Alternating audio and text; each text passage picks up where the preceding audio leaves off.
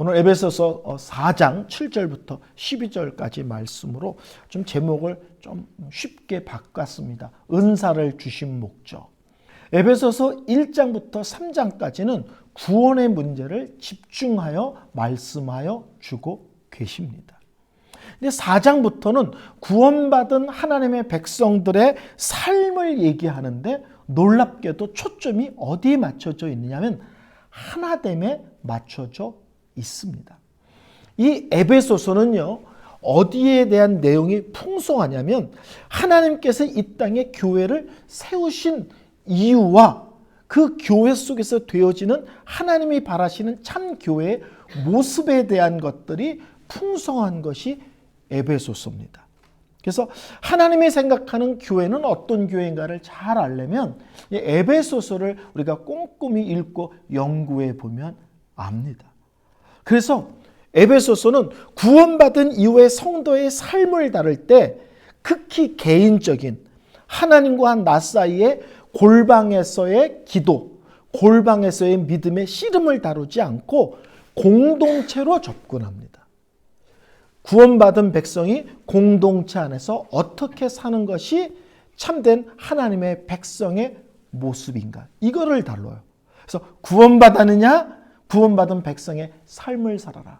그게 뭡니까?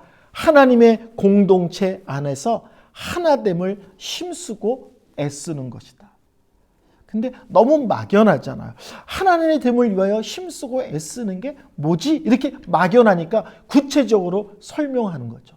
다른 지체를 향하여 모든 겸손과 온유와 오래 참음과 사랑 가운데 용납하는 것. 이게 하나됨을 힘쓰는 성도의 모습이라는 것입니다. 그러면서 에베소서는 그 말씀을 한 이후에 교회가 하나라는 것을 중요하게 여기는 이유, 근거를 삼위일체 하나님에 둡니다. 왜 하나님의 교회의 특징은 하나됨이어야 되는가? 우리 삼위일체 하나님은 영원토록 나눈 적이 없습니다. 영원토록 세 분의 하나님이 의견이 다르거나 다투거나 갈라진 적이 없습니다. 삼위일체 하나님은 언제나 하나셨습니다. 그러므로 삼위일체 하나님을 아버지로 섬기는 그분의 자녀들은, 그분의 백성들의 특징이 뭐냐 그러면 하나됨이라는 거예요.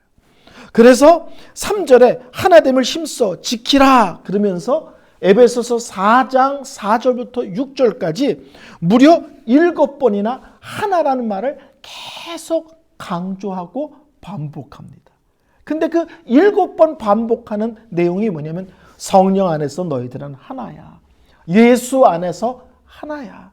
너희들은 다 한 하나님 아버지를 섬기는 거야. 그러면서 삼위일체 하나님 안에 우리가 하나됨의 근거가 있음을 강조하고 있습니다. 교회는요, 얼핏 보면 사람들이 모인 사람들의 모임같이 보입니다. 근데 실제로는 교회는 철저히 신적 기관입니다. 하나님이 만드셨고요. 하나님이 시작하셨고요. 하나님이 이끄시고요. 하나님이 책임지시는 철저히 하나님의 공동체입니다. 그러니까 교회는 뭘 하든지 뭘 결정하든지 항상 무엇이 나타나냐면 하나님의 하나님 되심이 나타나야 되는 거예요. 교회에서 뭘 하든지 사람들이 보기에 저 사람들이 믿는 하나님은 이런 분이구나가 드러나야 돼요. 우리가 말을 하는 것을 통해서, 우리가 어떤 것을 결정하는 것을 통해서, 우리가 어떤 일을 하는 걸 통해서 우리가 드러나는 게 아니라 저 사람들이 하나님을 믿는다더니 저 사람들 보니까 하나님이 이런 분이구나. 그러니까 교회는 무엇을 하든지 하나님의 하나님 되심이 드러나야 되는 거예요. 근데 에베소서는 그 교회의 하나님의 하나님 되심을 드러내는 첫 번째 내용이 뭐냐? 놀랍게도 하나됨이라는 겁니다. 여러 번 말씀드렸지만 유대인과 이방인들은 서로 상종하지 않아요. 유대인들은 이스라엘 사람 외에 모든 사람들을 개 같은 인간들 이렇게 취급했어요. 개 같은 인간. 그래서 어떤 책을 보면 이스라엘 사람들은 외국에 여행하다가 국경을 넘을 때, 옛날 얘기죠. 요새 얘기가 아니라 국경을 넘을 때 국경 앞에서 흙 다 털고 먼지 다 털고 이스라엘 땅으로 들어온다는 거예요. 이방 땅의 흙, 이방 땅의 먼지도 이스라엘 땅으로 갖고 들어오고 싶지 않다. 그렇게 다른 민족을 철저히 무시하는 사람들입니다. 그 당시에 로마 사람들은 힘으로 전 세계를 지배했잖아요. 우리한테 꼼짝도 못하는 게. 그런가 하면 헬라 사람들은 그 당시에 문화를 지배하지 않았습니까? 아무리 니네들이 돈이 있고 힘이 있으면 뭐한가 미개한 것들이. 문화는 역시 헬라지. 서로가 서로 자기 민족이 잘나고 똑똑했다고 다른 민족을 깡그리 무시하는 그 시대의 풍토 속에 예수 안에서 니네가 어느 나라 사람인지 따지지 말라 이거죠. 자유인이냐 노예냐 따지지 말라 이거죠.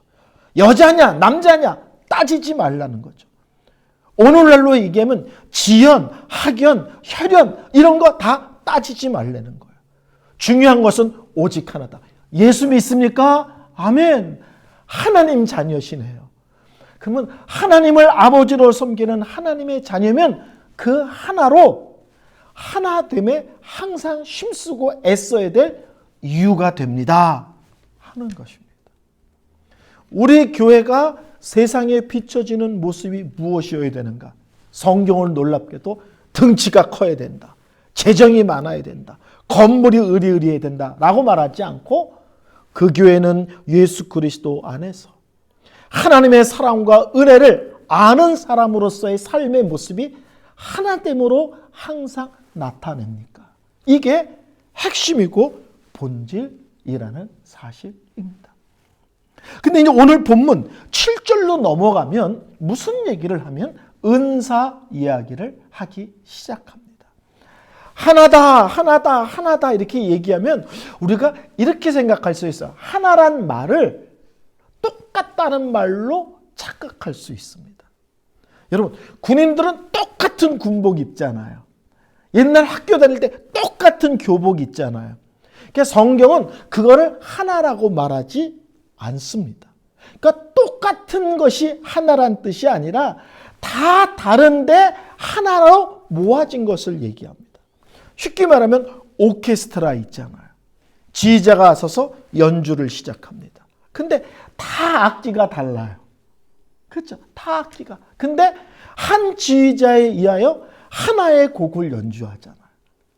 곡은 똑같은 곡이야. 근데 다른 사람들이 각기 다른 것을 다른 악기로 연주하죠. 어느 때 보면요, 연주를 하는데 심벌지 하는 사람은 그냥 1시간 내내 무조건이 앉아 있어요. 그다음 끝부분에 찡 하고 내려가. 야, 우리 속으로 저 사람 월급 날로 먹는다. 그런 생각이 들 때 있잖아요. 제가 베를린에 있을 때 베를린 필 연주인가 갔는데 갑자기 오케스트라 연주인데 기타가 등장하는데 한 3마디인가 4마디밖에 안 치더라. 몇 개 이렇게 막 치는 것도 아니고 띵띵 띵띵 띵띵 이거 몇 거 하더니 중간에 나가버리더라고요. 근데 그 오케스트라 연주에 2-3마디밖에 연주 안 하고 띵띵거려도 그 악기가 필요한 거예요. 1시간 내내 우두커니 앉아있다가 끝부분에 가서 쨍 하고 끝났는데 이제 그 악기가 필요한 거예요. 그 곡을 연주하는데. 그러니까 교회는 쉽게 말하면 다 바이올린이어야 된다. 다 첼로여야 된다가 아니라 이 사람은 바이올린, 이 사람은 첼로, 이 사람은 플룻, 이 사람은 클라리넷, 어떤 사람은 심벌주, 어떤 사람은 뭐 작은 북, 어떤 사람은 기타. 그렇지만 같은 곡을 연주한다는 거예요. 그러니까 교회는 하나라는 말은 똑같다는 것이 아니라 다양함 속에 하나됨의 모습이 교회라는 것입니다. 그래서 오늘 7절 보면 이렇게 되어 있습니다. 우리 각 사람에게 그리스도의 선물의 분량대로 은혜를 주셨으니. 강조가 3개가 있습니다. 첫째는 각 사람에게 주셨다. 두 번째는 예수께서 주셨다. 세 번째는 은혜를 주셨다 하는데 우리가 조심해야 될 것은 은혜, 그러면 우리가 아는 은혜라는 걸로 다 이렇게 이해할 수 있지만 여기서 말하는 은혜는 정확히 말하면 은사를 의미하는 거예요. 예수님께서 각 사람에게 각 사람의 믿음과 형편과 여러 가지를 고려해서 각 사람에게 은사를 주셨습니다 하는 거예요. 고린도서에 보면은 은사는 성령이 주셨습니다 이렇게 얘기해요. 근데 오늘 본문은 은사는 예수님이 주십니다. 이렇게 보면 은사는 성부, 성자, 성령 삼위일체 하나님 중에서 한 분이 전담하는 게 아니라 삼위일체 하나님이 다 합하여 우리에게 필요한 것을 주시는 거구나를 알 수가 있습니다. 그래서 중요한 것은 하나님이 주셨다는 거예요. 이게 뭐냐면 주권적이라는 거예요. 은사는 내가 결정하는 게 아닙니다. 내가 결정하는 것이 아니라 하나님께서 일방적으로 주시는 거예요. 저는 전도사 시절에 은사 집회하는 교회에서 3년 가까이 전도사 생활을 했습니다. 그 교회 성도들은요, 방언 안 받으면 성도로 쳐주지도 않아요. 제가 갔는데 여집사님 한 분이 방언이 은사가 자기에게는 없다고 기도해도 안 되고 처자해도 안 되고 몸부림쳐도 안 돼서 그분이 나중엔 산에 올라가서 절벽 끝에 서가지고 칼로 여길 비웠다는 거예요. 은사 안 주면 나 죽는다고. 근데 또 방언이 터졌대네. 그랬더니 그다음부터는 여기 있는 흉자국 보고 니네들이 방언과 내가 받은 방언은 다르다. 나는 하나님께 목숨 걸고 받은 방언이라 차원이 다르다. 또 방언이 또 차원이 다르다고 또 주장하기 시작을 해요. 근데 성경은 뭐라고 얘기합니까? 누누이 말씀드리지만 내가 체험한 식으로 말하지 마세요. 내가 경험한 식으로 얘기하지 마세요. 그러면 성경은 필요 없습니다. 성경에서 말씀하시는 대로 따라가는 거예요. 은사는 뭐예요? 하나님이 각 사람에게 그 사람에게 필요한 은사를 일방적으로 주시는 것입니다. 일방적으로. 뭘 주신다고요? 은사를요. 그러니까 여기서 은사는 뭐냐면 구원의 은사가 아니라 교회를 섬기도록 다른 지체를 섬길 수 있는 은사를 각 사람에게 예수께서 그 사람의 형편과 처주와 믿음을 아셔서 적당하게 나누어 주신다는 거예요. 그래서 7절에도 주셨다. 8절에도 주셨다. 11절에는 목회자를 삼으셨으니 라는 말을 하지만 다른 말로 하면 그것도 목회자를 주셨으니 이런 말이 됩니다. 그러니까 은사에 대한 얘기를 할 때는 언제나 성경이 하나님께서 일방적으로 신학적으로 표현하면 주권적으로 하나님이 결정하셔서 누구에게 어떤 은사를 줄지 결정하셔서 각 사람에게 나누어 주시는 것이다. 이렇게 설명을 하고 있습니다. 성도 여러분, 모든 성도에게 하나님은 은사를 주셨습니다. 왜요? 하나님의 교회를 섬길 수 있도록. 그래서 한 가지 이상의 은사를 다 주셨습니다. 근데 사람들이 자기가 준 은사가 뭔지 잘 모를 때가 있어요. 그렇죠? 자기가 준 은사가 뭔지. 그러면 한번 교회 생활을 이렇게 돌아보세요. 세 가지로 나에게 준 은사가 뭔지를 구별할 수 있는 방법이 있는데, 하나는 나는 교회에서 어떤 것을 할 때 기쁜가. 교회에서 섬기는 내용이 많은데 나는 어떤 내용을 갖고 섬길 때 참 기쁘고 행복한가. 두 번째, 나는 기쁜데 다른 사람이 안 기쁘면 은사 아니에요. 예를 들어서 나는 설교에 은사가 있어. 그런데 내가 설교하면 다 자. 성도들이 막 미치려고 그래. 그럼 그건 은사 아닌 거예요. 그러니까 내가 그 은사를 갖고 섬기는데 나도 기쁘고 행복한데 내가 그 섬김을 하면 다른 사람들도 너무 기쁘고 행복해해. 세 번째는 뭐냐면 그걸로 끝나면 안 되고 항상 열매가 있어야 돼요. 그 끝이 항상 아름답고 복되어야 됩니다. 그래서 내 은사를 이렇게 확인해 보면 됩니다. 그래서 이 은사를 잘 모를 땐 실제로는 교회를 섬기는 과정에서 자기의 은사가 뭔지를 알 수 있어요. 근데 또 하나는 다른 사람들이 알려줄 수 있습니다. 제가 전도사 시절에 주일학교 선생님 한 분이 계셨는데 아무리 봐도 주일학교보다는 중고등학교가 더 좋은 것 같아요. 그래서 제가 선생님 중고등학교 교사로 옮겨가는 게 어떻겠냐 했더니 아니래. 자기는 그냥 권사가 돼서 그냥 할머니가 될 때까지 주일학교 섬기기로 결심했대. 당신은 아무리 봐도 중고등학교다. 아니래. 그래서 그럼 당분간 예배 시간이 다르니까 양쪽을 다 섬겨봐라. 그리고 그래도 주일학교면 내가 말하지 않지만 중고등학교를 섬겨보고 조금 더 큰 아이를 섬기는 게 내 은사다. 그러면 중고등학교 교사로 완전히 헌신을 해라. 한 달도 안 돼서 전도사님 말씀이 맞네요. 큰 아이들 가르치는 게 제게 훨씬 기쁘고 반응도 좋고 열매도 좋고 그래서 그 선생님이 주일학교를 놓고 중고등학교로 옮겨왔습니다. 어느 때는 본인은 열심히 섬기는데 그게 내 은사인 줄을 모르고 섬길 때가 있어요. 그때 누군가가 이제 보면 알죠. 저분은 저런 은사가 있구나. 저는 설교의 은사, 가르치는 은사 이런 얘기를 제 모교에서 들어본 적이 없습니다. 저는 저 모교에서 3년 전도사 생활을 했거든요. 그리고 이제 모교회를 떠나서 의정부의 다른 교회로 옮겨갔는데 한 달도 안 돼서 온 성도가 이은성 전도사는 설교의 은사가 있어, 가르치는 은사가 있어, 그런 얘기를 해주는 거예요.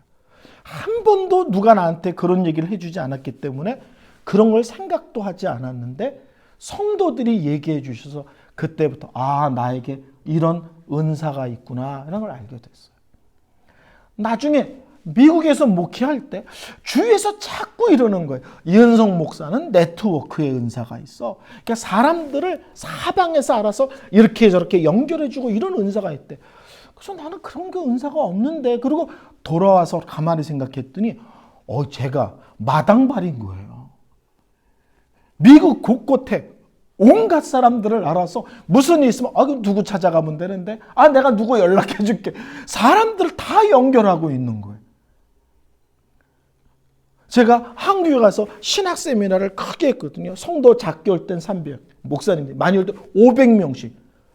근데 한국 갔더니 제가 각 신학교에 적어도 1명 이상의 교수들을 다 알고 있는 거예요. 그러니까 온갖 세미나를 할 수 있죠. 교수님들을 연결해가지고. 교수님 한 분만 알면 되거든요. 그 옆에 교수님 부르려면 친한 교수님한테 그분 좀 연결해달라고 얘기하면 되잖아요. 근데 저는 그런 은사가 있는 걸 몰랐는데 목사님들이 얘기해 주셔서 알았어요. 이은성 목사는 네트워크에 은사가 있어. 사람과 사람을 연결해주고 엮어주는 그런 은사가 있어. 그것도 얘기해 줘서 내가 깨달은 거예요.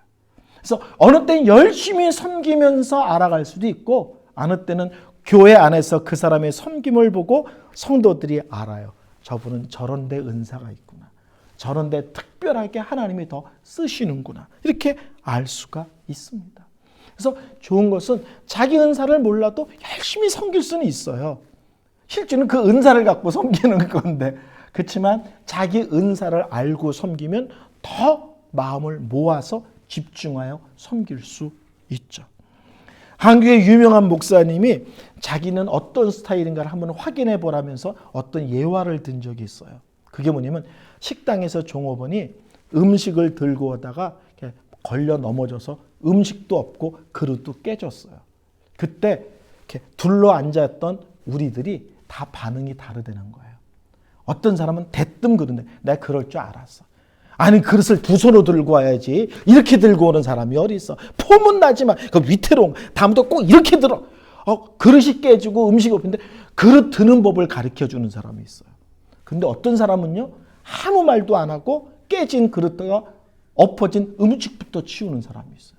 근데 어떤 사람은 다가가서 그 종업원한테 괜찮아? 놀라지 않았지? 사람부터 위로하고 다투거리는 사람이 있어요.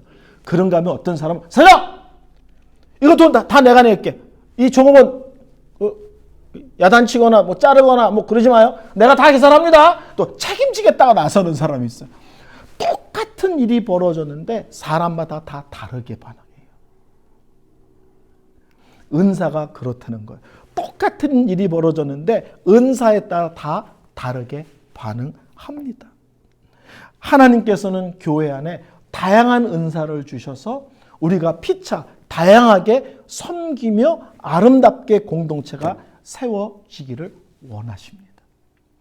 자, 은사를 주신 목적이 뭐냐? 이렇게 물어보면 7절 한번 읽어보겠습니다. 우리 각 사람에게 그리스도의 선물의 분량대로 은사를 주셨으니 그 다음에 8절, 9절, 10절을 읽으시지 마시고 11절로 넘어가야 돼요. 그가 어떤 사람은 사도로, 어떤 사람은 선지자로, 어떤 사람은 복음 전하는 자로, 어떤 사람은 목사와 교사로 삼으셨으니 이는 성도를 온전케 하여 봉사일을 하게 하며 그리스도의 몸을 세우려 하십니다. 7절에 그리스도께서 각 사람의 은사를 주셨는데 결론이 뭐예요? 그리스도의 몸, 교회라는 공동체를 아름답게 세워가기 위해서라는 거예요. 그러니까 7절 읽으시고 바로 11절, 11절로 넘어와야 이 내용이 잘 이해가 됩니다. 8절부터 10절까지 내용은 좀 어렵습니다.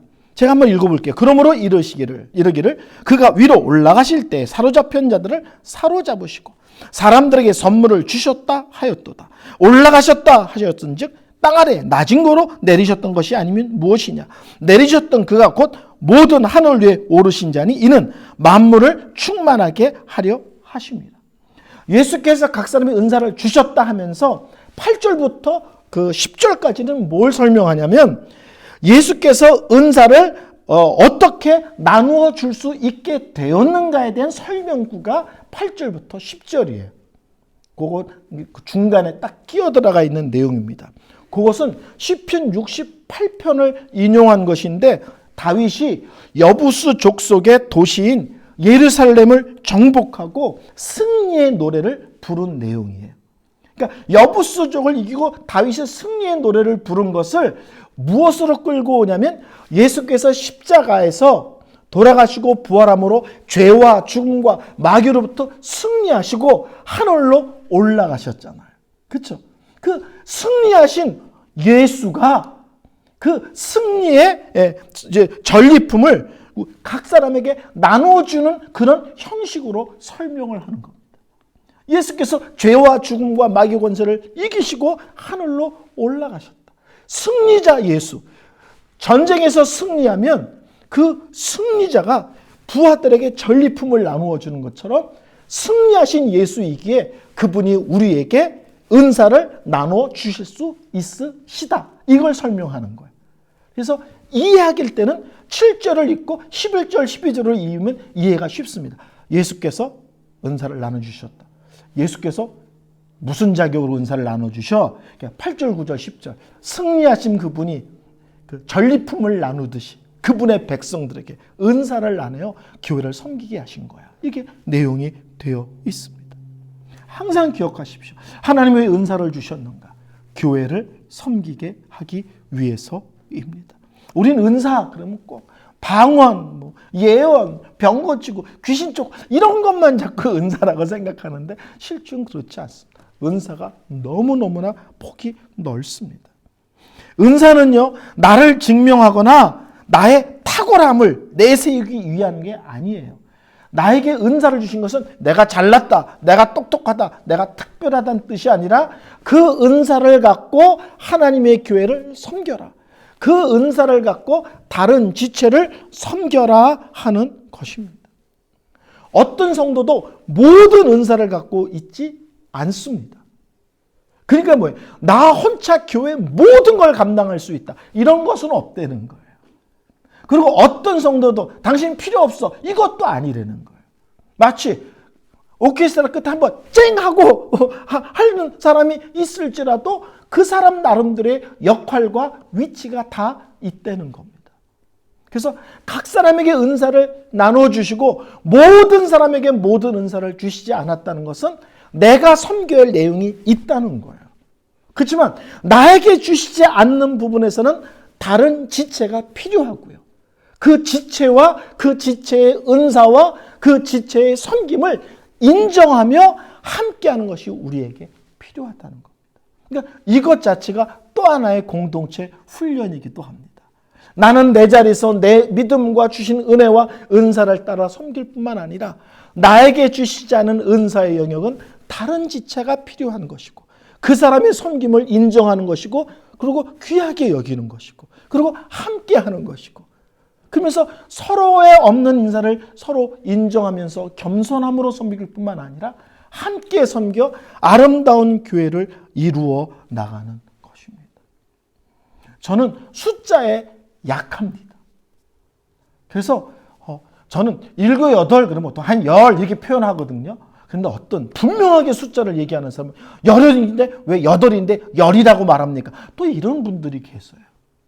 그래서 저는 숫자에 대해서 명확하게 개념을 갖고 말하지 않는 스타일이거든요. 그러니까 비슷하게 말하는 스타일이에요.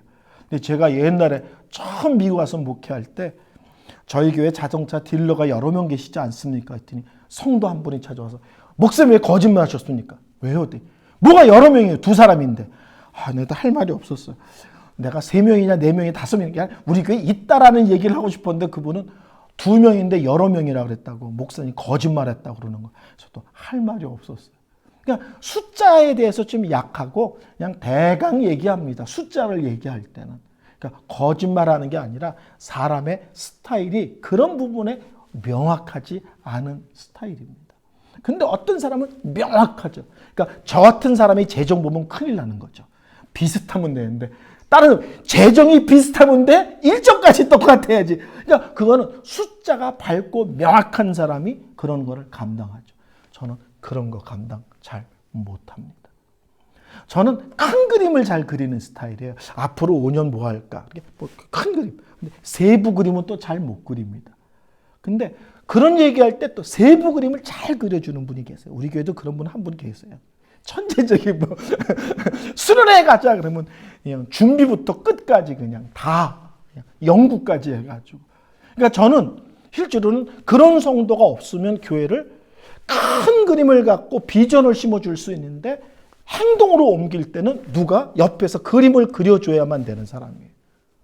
그래서 큰 그림을 그리되 작은 그림은 조각조각 내서 1단계, 2단계, 3단계 이건 누군가가 옆에서 도와주지 않으면 그 그림을 하나도 만들어낼 수 없는 사람입니다. 그러니까 목사인데도 뭐예요? 누군가의 도움이 필요한 거예요. 그 지체가 있어야 교회가 다음으로 넘어가는 일들을 감당하는 것입니다. 각 사람에게 은사를 주셨어요. 그러나 모든 사람에게 모든 은사를 주시지는 않으셨습니다. 주신 은사를 따라.